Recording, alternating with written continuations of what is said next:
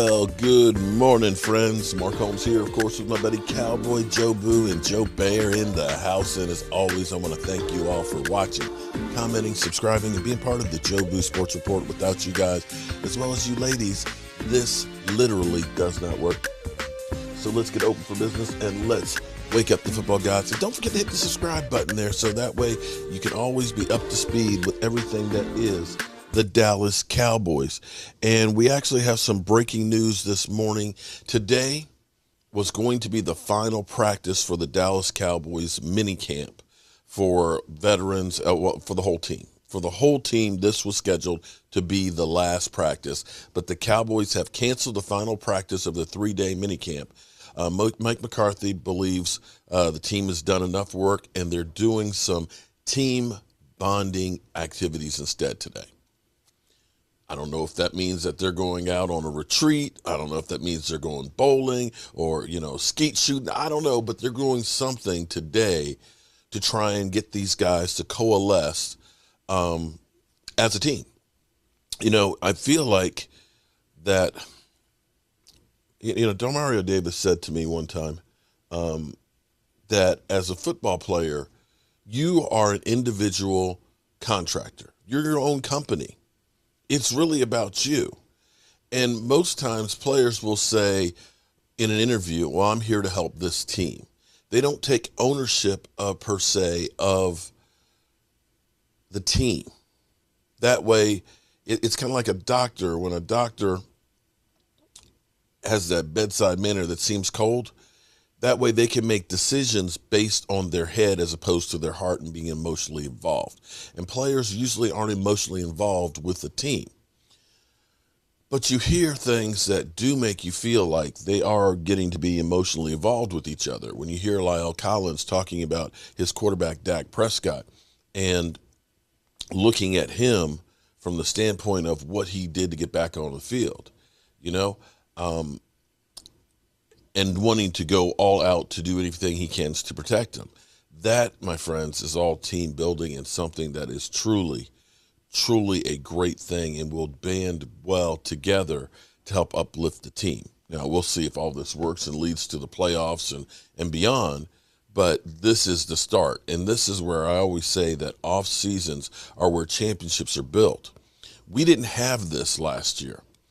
We ended up signing players in training camp. We didn't have the OTAs. Yeah, they did Zoom call, OTAs and stuff, virtual reality meetings. But when you got rookies on a computer screen with all the other rookies and the veterans and all that, you don't really get the chance to get to know each other.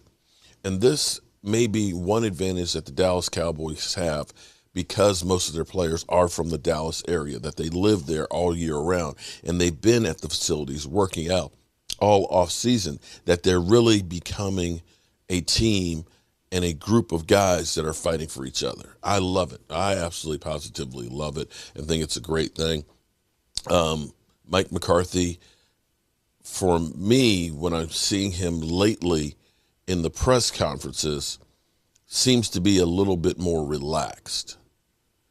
It feels like there's not quite as much pressure on him, which is, to me, the exact opposite of the way it should be, because I feel like with Jerry Jones is not going to be patient. Mike Nolan had that 1 year, and bringing in Dan Quinn and spending all he did on the defense, that if this team falls on its face, somebody has to be the sacrificial lamb, and I feel like it's going to be Mike McCarthy. He's not showing any signs of that whatsoever. Now, here's where it gets to be kind of cool, is our first-round draft pick, Micah Parsons. Micah Parsons is becoming a Swiss Army knife, at least thus far in OTAs, because he's working out now with D-Law on his pass rushing skills. And with the Cowboys using a 3-4-4-3 hybrid, you might end up seeing him as an outside linebacker, as a pass rusher via, a Lawrence Taylor. You may see him as a Mike linebacker who's going to be knifing in between the guard center gap and things. They're going to use this young guy who's got two strong legs and ankles underneath of him to get after the quarterback's ass. And that's something we can't say that we've had a lights out linebacker for quite a while. Sean Lee was very, very good. But Sean Lee was not that knifing, put the fear of God in you as a quarterback. Micah Parsons might become that kind of a guy. I hope to see that.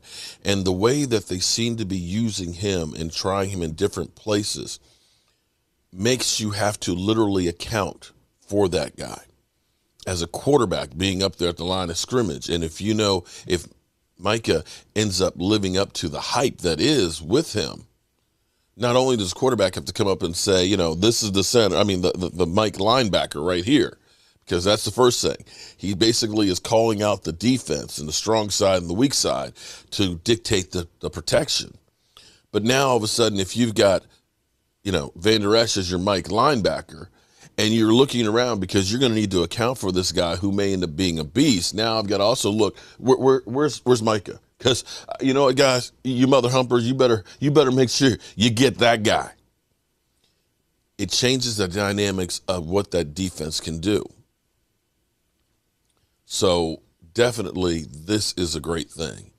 Interesting thing that I saw today, this morning, a tweet from Pro Football Focus is, who actually had a quarterback ranking where Pat Mahomes, number 1, Josh Allen, number 2, Kyler Murray, number 3, and little old Dak Prescott, number 4. Kind of fitting that number 4 is number 4, isn't it? And then Lamar Jackson. So that of course, that's one fantasy football ranking things. But it's kind of cool to see the change in the narrative, because think back just a few years ago when they had the tiers of quarterbacks and they had Dak Prescott as a tier 3 quarterback. Just remember that just a few years ago. Remember back a few years ago before we got Amari Cooper, where they said offensive weapons, we were like 29th. And now they look at it and say, Cowboys might be second or first in offensive weapons.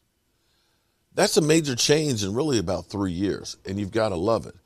Now, for Dak Prescott, I got to tell you, if he likes pressure, he going to love this season, because we know that now big things are expected from Dak Prescott. Most people look and say that the season was ass, and that now that Dak is back, the Cowboys should be the favorite to win the NFC East. And I think with Dak, as well as with Tyron Smith and Lyle Collins, and a defense that plays, if they play any better than last year, that they should be, along with the Washington football team, thought to possibly win the division. But the crazy thing about the division is teams sometimes go from worst to first. The Eagles went from worst to winning their very first Super Bowl. So don't discount anybody in our division, because things could change. Jason Garrett may take that offense, which was 31st, and get them to be a top 15. Barkley might be back better than ever, although he's still working on that. You never know. And and Hurts might put a hurting on everybody else. I almost did that with a straight face. But Dak Prescott, definitely, there are high expectations for him because of the contract. Make no mistake about it. Anytime there's an incomplete pass, some of those guys some of y'all are going to be saying, overpaid. We shouldn't have paid that guy. Because I know how some of you fans are. Some of y'all are ruthless that literally the first quarter of the season, you're already calling to fire Mike McCarthy. Literally. First bad. Oh, man, we should never. Okay, all right.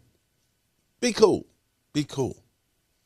Now, Dak Prescott, again, definitely has the attention of the world, because Dak Prescott signed a 5-year deal with the Jordan brand for shoes, and he is the highest paid NFL player signed with Jordan. That contract is huge. That's more money. Shout out to Dak Prescott. And I want to play a little bit from his press conference yesterday, where he says he's buried the injury concerns behind him. Well, this after this mini camp leading up to training camp, will it be a little bit different from you since you're coming back off a major injury? Can you walk us through what you'll be doing that maybe you normally don't as you get ready? Yeah, I mean, I don't know if I'll be taking obviously I'll get away and take a breather, but for the most part, I'll continue my rehab. I'll continue doing all the necessary things that I feel the training the staff feels that I need to do just to get myself, as I say, better than I was before I broke my ankle. So whether that's training here, training with our guys, or heading out to California and getting some more specific positional work, I'll do all the things necessary to, as I said, be the best I can be heading into camp. Could all of this OTA and mini camps have been any better for you and what you were able to do out here in these 6, 7, 8 weeks? One more time at the beginning. Could all these OTAs and mini camp, what you've been able to do, could it have gone any better for you? Oh, no, it's been great. It's great. I mean, it's just exciting, as I told you guys before, just to be back out there, man, just to be back out there with my teammates, breaking a huddle, throwing the ball. Obviously, I didn't have a pass rush going, and at times, you feel almost a little anxious sitting there holding the ball. But other than that, it was great, as much as I could ask for, obviously, coming off an injury like this and being safe and still taking the precautions that we need. But at the same time, just letting me go free and doing what I can. And it's been great. It's been fun. It's been good OTAs. I know we've taken a big step, and we're ahead of a lot of the guys that didn't do the OTAs or that didn't take this part of the offseason the way that we did. So I know we'll be taking a big leap as we head into training camp, and excited for it. What did you learn about yourself, or did you surprise yourself with the things you were able to do? No, I mean, I'm a guy that just controls what I can control. And I knew that I controlled each and every day, the attitude, the effort, and everything that I put forward, whether it was rehab, whether it was an OTA, or whatever it may be. And then when I do that, usually good things come from it. So wasn't surprised at all. Learned that just another little adversity came, and I was able to wipe it off, and just excited to get back out there and be full go and get into some of these practices and have a rush coming and being able to maneuver between that and make throws. And I'm just excited to be back and ready for it to be 11 on 11 and not missing the 4 on defense for D linemen. What was that adversity that came?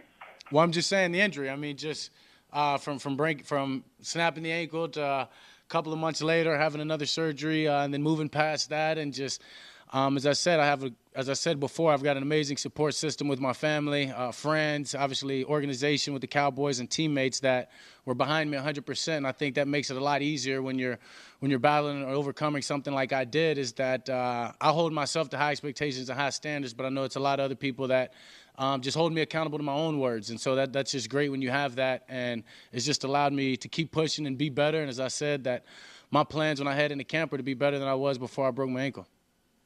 Was it very important to build your confidence toward that? Was this period big to build your confidence and kind of trust where your body is? Is that the biggest thing you got out of these last 5 to 6 weeks? Yeah, for sure. And just knowing that that I could do all the different drops. Oh, are they still in there? Oh, just knowing that I can do all the different drops, get away from pressure when I need to. I'm sure you guys seen the scramble drill that we've done a few times. So that was a big one for my confidence, is being able to pivot and turn out left, get out of there right, change directions, not feel anything, and then look at the tape and realize day by day that I'm running more smoother, I'm getting better, I'm using my leg more as I throw. And those are just all building blocks and stepping stones for me to get to where I want to be, and it's just exciting.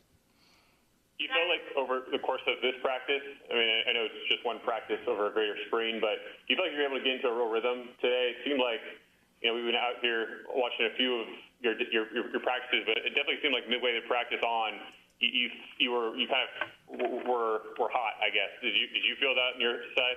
I mean, I think it just comes with reps. I mean, I think the other practices you guys were at, and even before today, I think today was the most reps I've probably gotten. So I think that helps in the fact of just getting those reps underneath me, being able to throw some passes and getting that groove and kind of get hot, as I say before, or feeling myself in that sense. And today with more reps allowed me to have more throws. And then down there in the red zone, when you get a couple in the end zone, you start feeling it. So it was great. It was a great way to finish the day, and just to know that I'm getting better.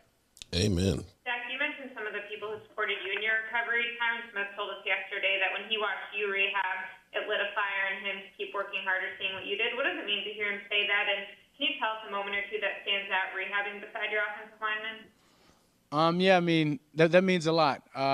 there's nothing more special than a compliment from your peers, somebody that sees you work day in and day out, the good and the bad. And that's what those linemen are. As much as he said, I got him going each and every day that I walked out there and watching the way that they approach workouts and the way they approach rehab, whether it was Tyron, whether it was LC, whether it was Mitch Hyatt, whether it was Tristan. There was a big group of us, Blake Jarwin. So that just each and every day, I mean, we all built off of each other, and we all used each other for energy. I mean, we come in and two of the guys get off the field before me and LC take the field, and we asked them how it went and how did they feel today, and just, just to hear how much better they got day by day makes you excited to go attack the field. And then as we get off, to be able to pass those same words to whether it be Zach and Tyron, it's just building that confidence, that camaraderie in each other, and just commitment. I mean, true commitment from grinding from the rehab and the injuries, but not only that, just to doing the rest of the stuff that the team's doing to make sure that we're all better than we were before we got injured. When you provide a timeline, like how long you were in a cast, in a boot, and then when you first started. Sick of red, itchy mosquito bites? Okay. This genius college student just solved a 210 million-year-old bug problem guys. with a device that eradicates mosquitoes. Excuse me. Sorry. Timeline, honestly, I really can't. Yeah, I just know the first surgery, I guess I got out of my boot probably like a week, and then I was having another surgery. And then after that, I really said hell with the time, to be honest with you, and didn't keep account of day by day or week by week, and just started going more off of how my body felt and just the things that I was able to do from one day to another. And I think that's what got me through it, honestly, is I wasn't counting months. I think it was just the other day that I actually had to, count on my fingers the time since I've been hurt. So I haven't really kept up with that. And that was one of my goals and missions when I first got hurt, is I said I'm not going to try to beat anybody's timeline. I'm going to just go out here and work day by day and just try to get myself better, because I knew the amount of time I had before I actually need to be ready for the season. All right, we're going to go ahead and stop on there because this video is getting a little bit long.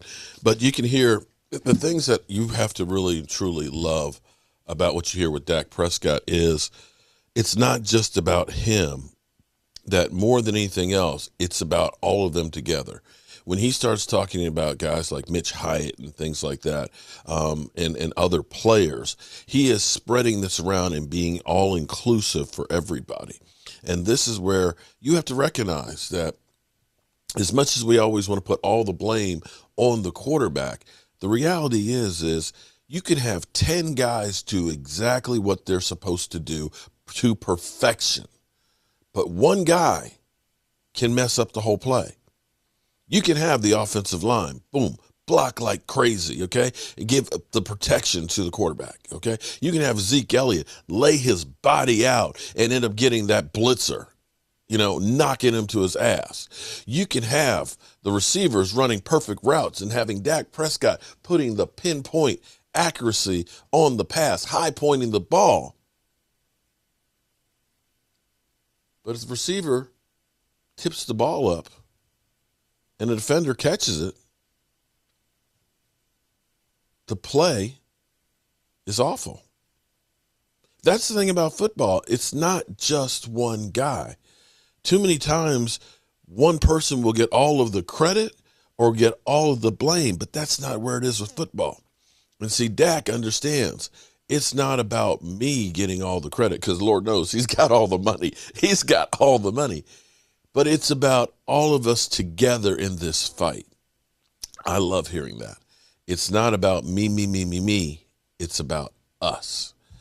And so with that being said, it's time for me to go to work. I got to get onto these racks and stuff and that new table that I'm building up in the shop. I think we're going to do the very first table as a giveaway. So one of you guys will end up getting that table. I still don't know how I'm going to ship it, but it'll be cool. It'll be cool. So I'm going to try and see if I can have it at least close to being done tomorrow for our live stream. And we're going to be doing some more Skyping in, Zooming in membership live streams, hopefully over the weekend, and as well as some other things that'll be great for us. So to recap, the Dallas Cowboys will not have any practice today, sadly. Dak Prescott got paid. Micah Parsons, one last quote from Micah Parsons. What he likes most about pass rushing: just creating havoc, being able to create that excitement, momentum change, and a chance to get the ball and to get back our explosive offense. Danny, I need that ball. Get me the ball. You need the ball. Get me the ball. Get you the ball. Are you going to get me the ball? I'll get you the ball. Get me the ball. Get me the ball. I hope he doesn't kill somebody. I'm back. Get the ball. Motion. The ball. I love it.